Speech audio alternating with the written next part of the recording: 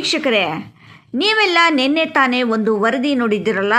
ಅದೇ ಗುಡಿಬಂಡೆ ತಾಲೂಕಿನ ತಿರುಮಣಿ ಗ್ರಾಮ ಪಂಚಾಯಿತಿ PDO ಆಗಿದ್ದ ಶ್ರೀನಿವಾಸ ಮೂರ್ತಿ ಎಂಬ ಘನಂದಾರಿ ಅಧಿಕಾರಿ ಸರ್ಕಾರಿ ಕಡತಗಳನ್ನು ತನ್ನ ಖಾಸಗಿ ಕಚೇರಿಯ ಮಂಚದ ಮೇಲೆ ಬಿಸಾಡುವ ಜೊತೆಗೆ ಕಂತೆ ಹಣವನ್ನು ಪಡೆಯುತ್ತಿರುವ ವಿಡಿಯೋ. ಯಾವುದೇ ಅಂಜಿಕೆ ಇಲ್ಲದೆ ಹಣ ಪಡೆದ PDO ಇದೀಗ ಜನರ ಮುಂದೆ ಮುಖ ಎತ್ತಿಕೊಂಡು ಓಡಾಡಲು ಆಗದ ಸ್ಥಿತಿ ನಿರ್ಮಾಣವಾಗಿದೆ. ಕಾರಣ, ಆತನ ಕರ್ತವ್ಯಕ್ಕೆ ಜಿಲ್ಲಾ ಪಂಚಾಯಿತಿ CEO ಬ್ರೇಕಪ್ ಹಾಕಿದ್ದಾರೆ.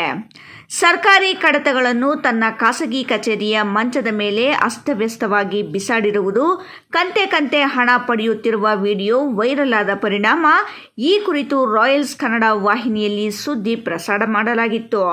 ಇದನ್ನು ಕಂಡ ಜಿಲ್ಲಾ ಪಂಚಾಯಿತಿ CEO ನವೀನ್ ಭಟ್ ಅವರು PDO ಶ್ರೀನಿವಾಸ ಮೂರ್ತಿಯವರನ್ನು ಅಮಾನತು ಮಾಡಿ ಆದೇಶ ನೀಡಿದ್ದಾರೆ. ಮಹೇಶ್, ರಾಯಲ್ಸ್ ಕನ್ನಡ, ಗುಡಿಬಂಡೆ.